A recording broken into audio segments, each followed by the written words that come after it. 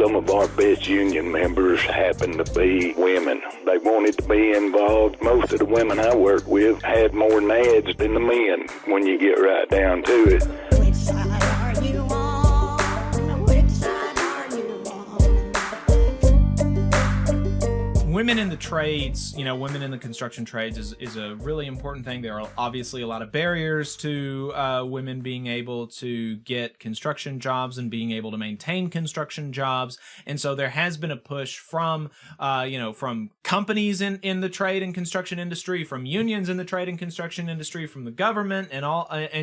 So one of those things was recently an initiative announced by Maine Governor Janet Mills about, so that is announcing this new program that Maine is going to have. So I want to play this clip, and then I want to see if you can guess why it came across my Twitter feed. So let's go ahead and play this clip from Janet Mills. Governor Mills signing an executive order at Maine DOT in Augusta, alongside female leaders in Maine's construction industry.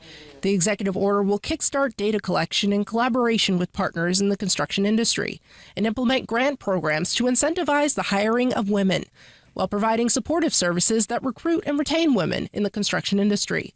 There are qualified women across Maine who belong in fields dominated by men, and I want to knock down the barriers that are keeping them from pursuing these good-paying jobs in construction with good Maine employers. There's already some work being done across the state to invite women to work in construction. Associated General Contractors of Maine helps run career day events for teens and a registered pre-apprenticeship through Maine Construction Academy. This year, as we reviewed the applications, we had almost 30% of our participants were female this year, which is a significant improvement over what we've seen for construction industry participation in the past. Laura LeBove owns her own construction company called Sopo Cottage.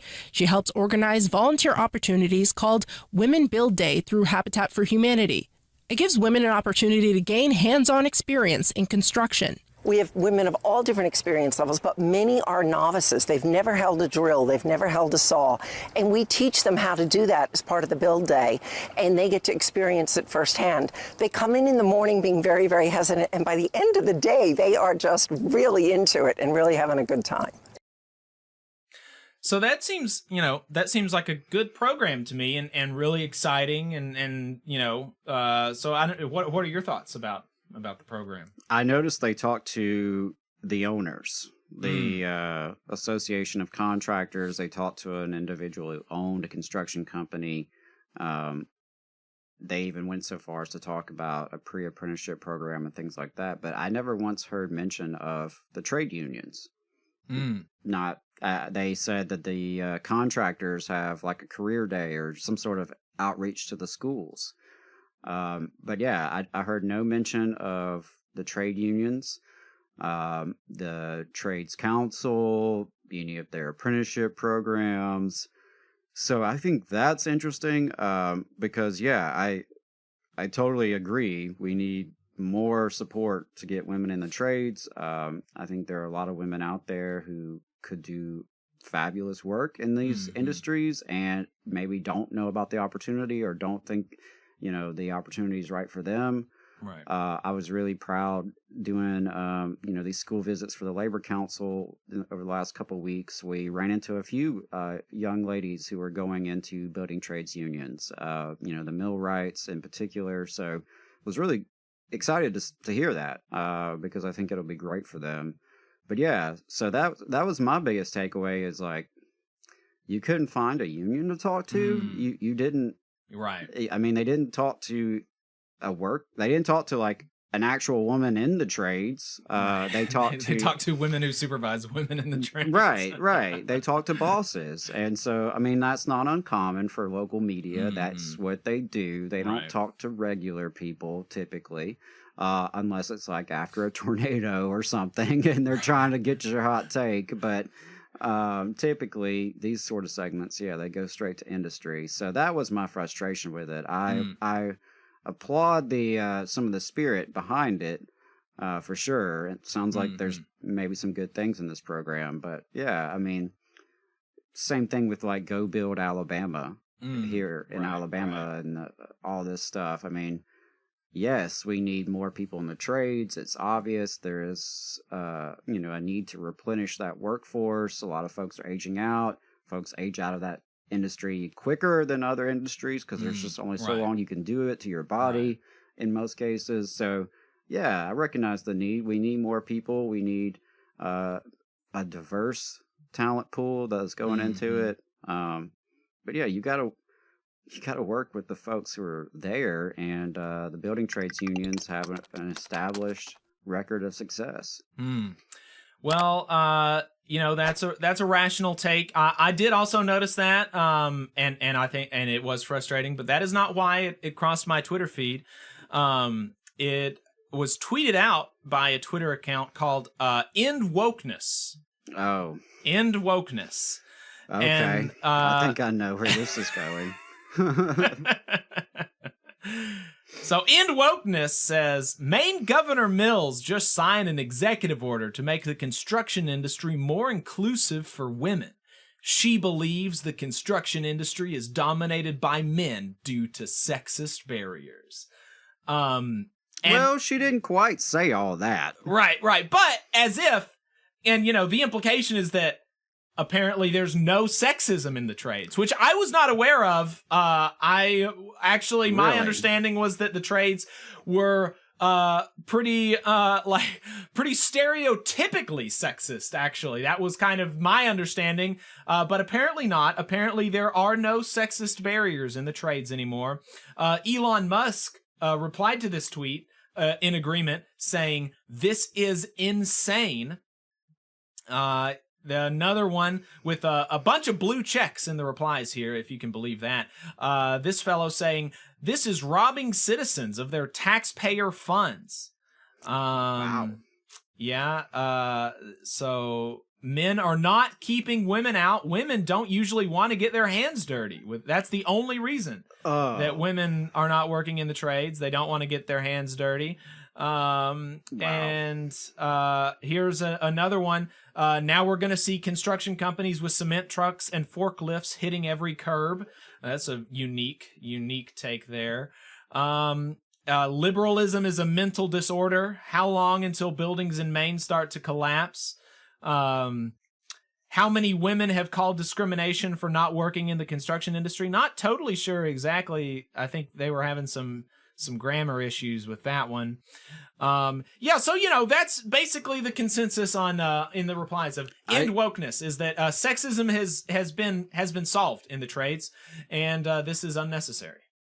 So. Right, but just don't pay attention to those comments if you believe. If you do believe sexism is over in that industry, read no further. Lest you be confused. Yes. And so we have somebody, Pam Demonia, in the comments, 18-year woman in the trades in the IBEW, in a trade union, which we love. Pam Demonia, if you want to call in and let us know what it's let like. us know whether or not EndWokeness is correct, that sexism is no longer a thing in the trades, because that was not my understanding. But apparently that is the consensus between EndWokeness and Elon Musk. But obviously that's silly, and the stereotype is the stereotype for a reason, because obviously if you have a place that is almost 100% men, that it's not that unlikely that you're going to see sexist attitudes start to rise up, in particular as it relates to the industry and the trade. And so it does actually have to be explicitly and intentionally combated when you do have these sexist attitudes so deeply rooted in the workforces, even among trade unions, right? And that's why the National Association of Building Trades Unions are making a concerted effort at the national level and then all the way down to push back against some of these sexist attitudes and to open the way for women in the trades. Because no doubt some of the reason that there are fewer women in the trades is because of the physicality of the work and all that kind of stuff. But to believe that is the only reason that women do not work in the trades is just to be so far removed from the reality, and you just don't work with, you're just not in contact with working people. Right? I mean, you're not in contact with women in the trades. You're not, because they would dispel this myth for you very quickly. And you're not in contact with men in the trades, because if you talk to a lot of men in the trades, they would also dispel that myth for you, but unintentionally. Right? So, you know, it's just, it's such such a silly thing to believe. Right. And the idea that, like, oh, if we let the women in there, the quality will suffer. Right. I mean, what the hell is Which that is, kind of you know, I garbage? mean, like, no doubt, there is still a lot of physically demanding work being done in the trades, but due to automation and the tools that we have today, it is less and less the case, actually, that you need big, rippling muscles to work in the trades. Hey, 5 seconds, just wanted to say that this is only possible because of our donors. If you want to see more of this, then consider donating yourself at tvlr.fm/donate. Well, and, you know, and I work as a stagehand with IATSE, which is a trade union. It's not part of the building trades, obviously, but it's, you know, it's manual labor. It can be very hard work, and I work alongside quite a few women who can outpush that box against me most days. I'm just a scrawny little fella, and you know, there's a lot of women that I work with that, you know, I totally trust to carry the other load. You know, I trust to work alongside, who, you know, kick ass and do great work. And so, yeah, it's a very narrow-minded perspective to think that sexism is not still prevalent in a lot of workplaces, but yeah, in particular, these, you know, men-dominated workplaces. It's absolutely a factor. It's a factor into why, you know, women don't want to go into it. It's a factor into why some women will leave the profession, right? Because they get in and deal with a bunch of harassment and nonsense, and it's not worth it. And those are things our unions, and to your point, our unions have to be intentional about that. And I don't care if it's called wokeness or not. You can't, it's always the right time to do the right thing. And it doesn't matter what people call it. You know, if people want to say, oh, well, the damn electrical workers have gone woke on us. Well, so be it, right? Because you've got to do the right thing. And that means respecting everyone, regardless of who they are, where they come from, what they are, and ensuring that everybody can be successful, free of harassment, free of any kind of bullshit. People don't deserve that. Let people do what they need to do to earn a living and provide for their family. And it takes diversity to really strengthen your team. I mean, to your point earlier about, you know, Bernie and the organizing and all that, you got to have a diverse team, and that's diversity in all of its aspects. And so we need women in the trades. Women need those opportunities because there are plenty of women who don't want to go to college, who would like to have a good career with a pension, who may want to travel to different job sites all over the country, right? And for all those reasons, a building trades apprenticeship program and, you know, becoming a full-fledged member is really a good option for them. Right. Yeah, and, you know, even beyond the, like, the sexist attitudes and harassment and stuff that women are going to face in a lot of trade industry jobs, which I do think, you know, you're just kind of silly and deluded and again, not in touch with the experiences of working people if you believe that this is a totally solved problem. But we are making progress, and there are, you know, fewer and fewer workplaces accept this kind of thing as a standard, you know, operating procedure. It's still a problem, but even besides that, you know, the kind of intentional and blatant and gross type of sexism that is the stereotype, there are barriers, you know, like kind of physical type barriers, you know, the lack of maternity leave in some trade jobs, the lack of the ability to, flexibility in a work schedule, the ability to take time off to take care of a child when they need it, the grueling schedules that people in the trades typically have to face, you know, working 6-7 days a week, working a lot of overtime, having to, work in different locations. There are accommodations that you could make to the working conditions that would make it easier for women to be able to acquire and maintain these types of positions that are beyond the kind of gross type of harassment, type of sexism. Those are just things that you could do to accommodate to women, to make it easier for them to acquire and retain these jobs.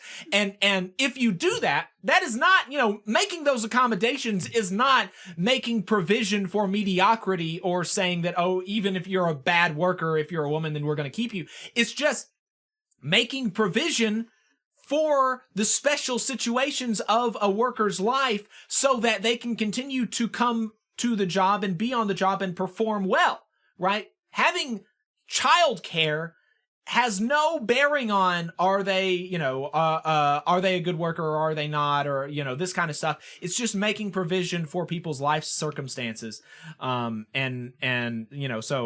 that's just another lots of reasons that women would not be in the trades.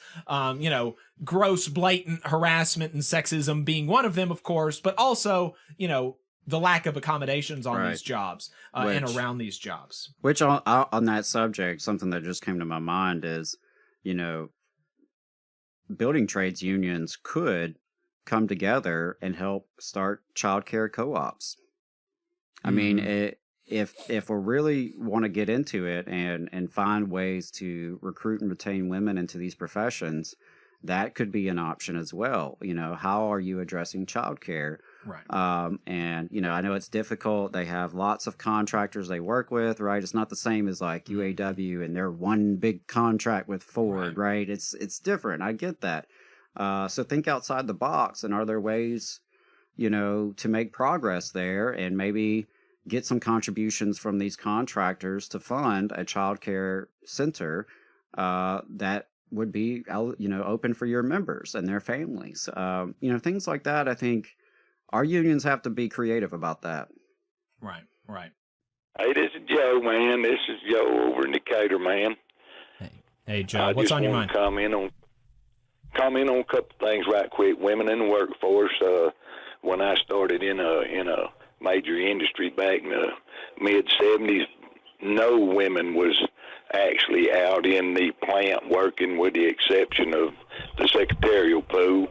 Mm-hmm. As they hired more, I remember some of the very first ones that came into the plant. They could hold their own with any of the men that worked there, and probably had it in their mind that they had to prove that they could. Mm-hmm. But yeah, they was good workers as anybody ever seen. But what I really seen out of them as time went by, and the women increased in the demographic out there. Some of our best union members happen to be women. Right. You could count on them on a regular basis. They wanted to be involved. They wanted their voice to be heard, and most of the women I work with had more nads than the men when you get right down to it. You just saw a clip from the Valley Labor Report. We are live every Saturday morning from 9:30 a.m. till 12:30 p.m. And we pride ourselves on keeping all of our content free to everybody so that we can talk to as many working folks as possible. If you support the work that we're doing, you think that it's important, you think that it's good, then consider making a monthly contribution to the project, and you can do that on our website, tvlr.fm.